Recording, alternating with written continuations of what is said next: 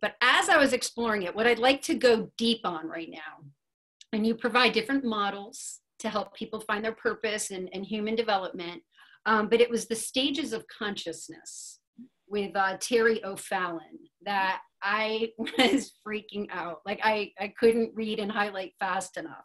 So I'd like to take a few minutes and dive a little bit deeper there.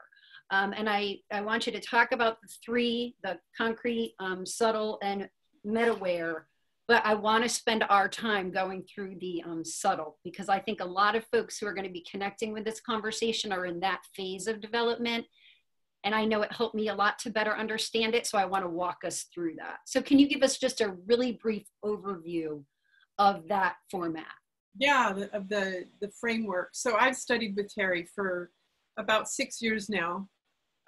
When she came on the scene, I was just like, oh my gosh, this is something I have to have. I had to understand it in order to do my work. And I knew that from like the minute she emerged in her work. She studied with Suzanne Cook-Greuter for quite a while and then developed her own theory.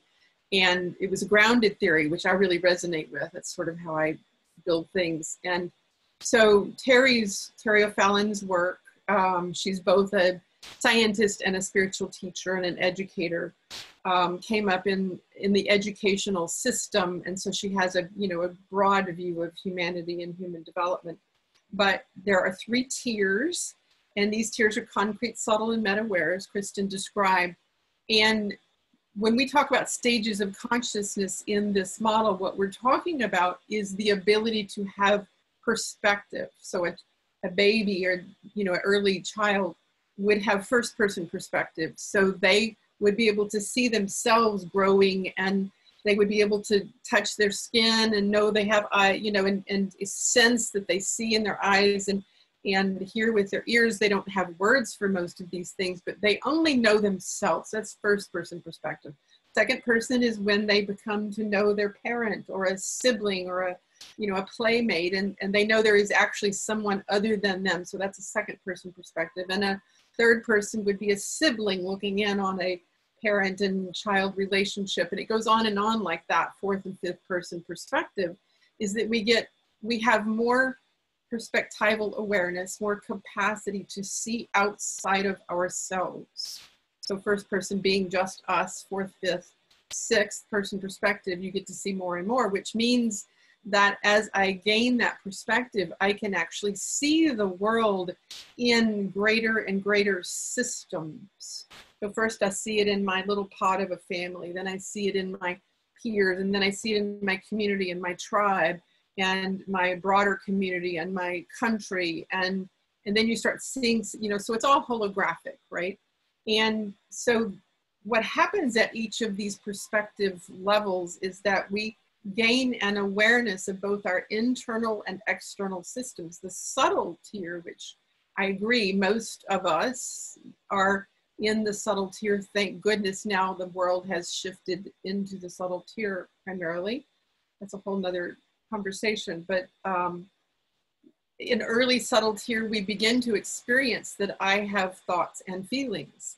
And I become aware of my thoughts and feelings, and I think about my feelings, and I feel about my thoughts, and I realize that all of those things actually creates a result, and I can think about the result of my thoughts and feelings.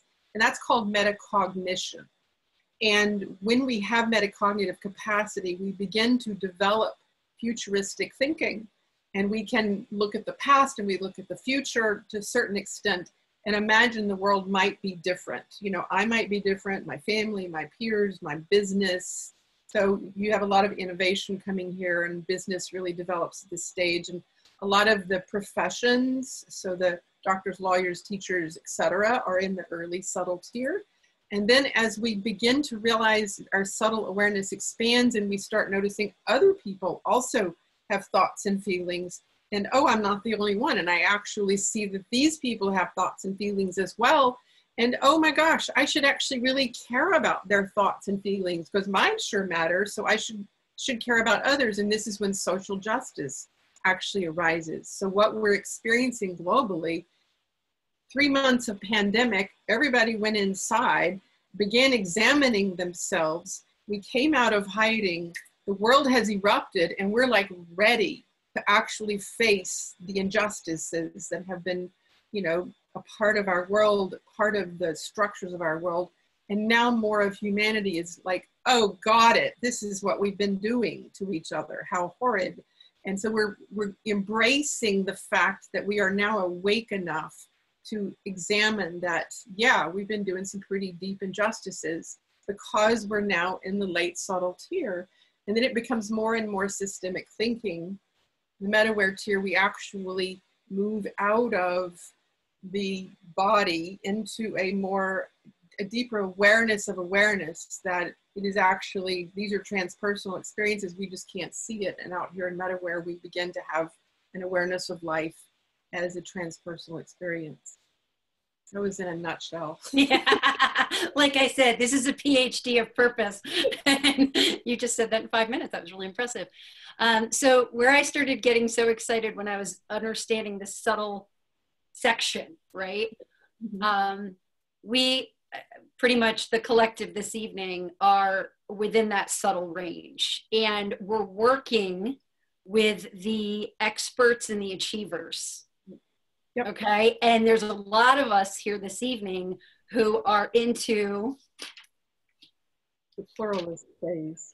The pluralist and the strategy. Yeah, strategist. Mm-hmm. So I loved I'm so proud of you. That's absolutely brilliant. Well, that's because it's what's happening to me, and I'm like, oh, no wonder I'm so frustrated. Yep. They can't see it because they're experts and achievers. They can't see it. And so, you know, one of my contentions is that, God, we got to get on this self-awareness stuff, people, because if we can't actually see the challenges inherent in our systems, we can't fix them. And the people who are in charge generally are in the early subtle tier. And those of us who work for them, or, you know, entrepreneurs, innovators out here in the world trying to make things happen, we're generally at a later stage than those who run our systems. And many of our systems, our infrastructures in our world are in the concrete tier. You know, our governments, our governmental systems, our, you know, oldest, unwieldiest, most rigid structures are still in the concrete. And at least some of the other systems are in this early subtle. But yeah, you nailed it.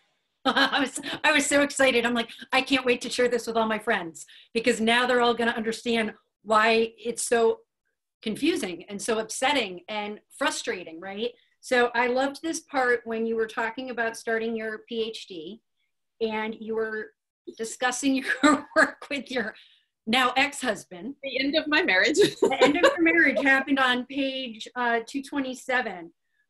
When he said to you in a very matter-of-fact way, there's no way that you can measure that stuff. It's not measurable. You can't study what you can't measure. So that has been my biggest frustration when I'm trying to talk about health and healing and purpose work. And, you know, I don't have to measure it because it literally just worked. It was my whole life's journey. But when you go to the experts, right, or the achievers, they want to see measurement.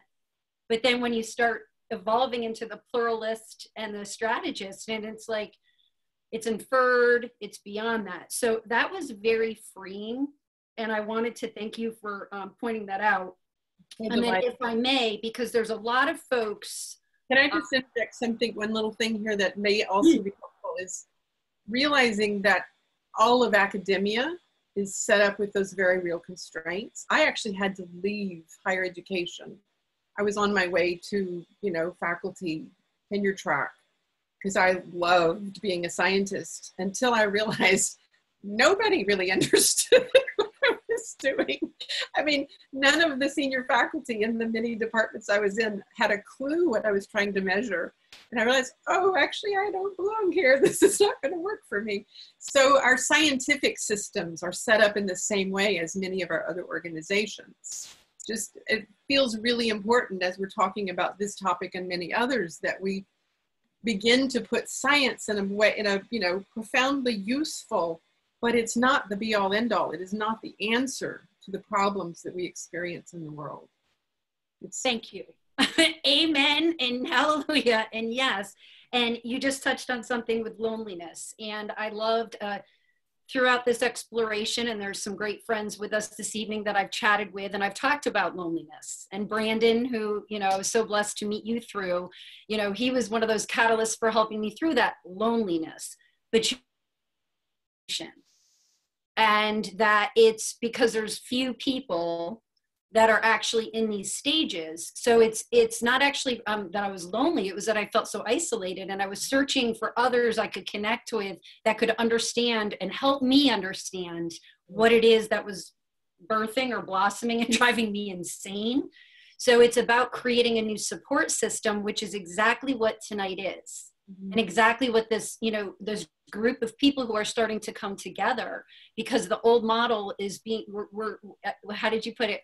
We're in a box that we've outgrown, and we're, you know, we're suffocating. And now it's how do we be there for one another? So I want to go deeper into pluralist and strategist, because again, a lot of folks tonight, this is going to help them because it really helped me. So I'm going to tee you up. One small thing there, Christin, is that it is important for each of us to realize also that each time we make a transition from one stage to another, we're outgrowing that box. And so if you're evolving quickly or moving quickly, you're going to end up leaving the networks that you're in, or businesses or whatever, to go to the next place, which creates an even greater sense of isolation and aloneness. And confusion and fear. And so that was so freeing when I read it. And there's, again, a lot of folks who are going through this right now, where they're not sure the paradigm shift that's occurring for them. And they're like, I don't want to work here anymore, or I don't want to be in this marriage anymore, or whatever it is. And so that was really helpful for me to read that. And I'm like, okay, I'm not in